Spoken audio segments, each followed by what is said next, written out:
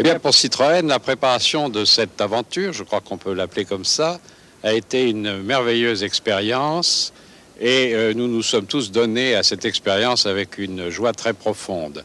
Nous avons voulu préparer les voitures qui puissent faire ce tour du monde, ou presque, et une équipe s'est mise au travail. Ça a duré plus d'un an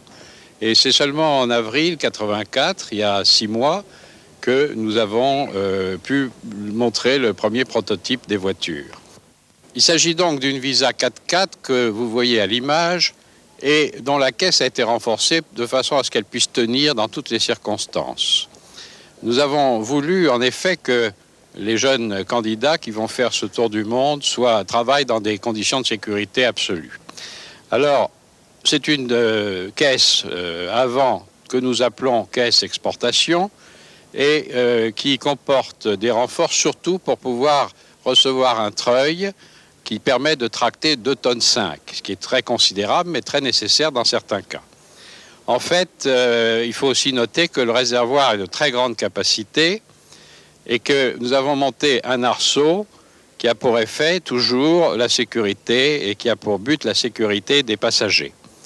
Tout l'équipement audiovisuel a été placé à l'intérieur d'une malle, d'une caisse métallique qui est suspendue à l'intérieur de la voiture de façon à ne pas abîmer le matériel électronique de prise de vue. La suspension a été aussi renforcée aussi bien à l'avant qu'à l'arrière et on a mis en place un moteur qui est destiné à recevoir un carburant qui peut être pauvre, ce qui est le cas dans bien des endroits, et donc un carburant tout à fait ordinaire à la différence des carburants qui sont employés communément en Europe. La caisse est protégée par en dessous de façon à ce que nous n'ayons pas de soucis si on heurte violemment quelque chose au sol. Le câblage a été protégé complètement de telle sorte que là encore on ne risque pas d'avoir des surprises.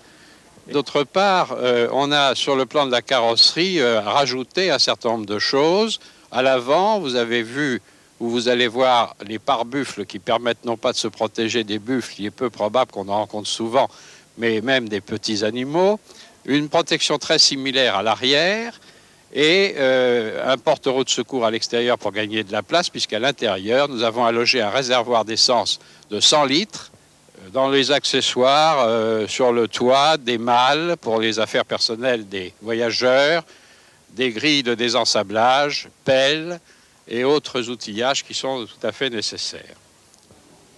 Pour conclure, je voudrais dire combien ça a été pour nous une expérience merveilleuse, et je dirais que, mais très modestement, que pour nous c'est d'autant plus merveilleux que dans notre passé il y a eu la croisière jaune, et que ça c'est un petit peu, et je répète volontairement, modestement, un retour à la croisière jaune.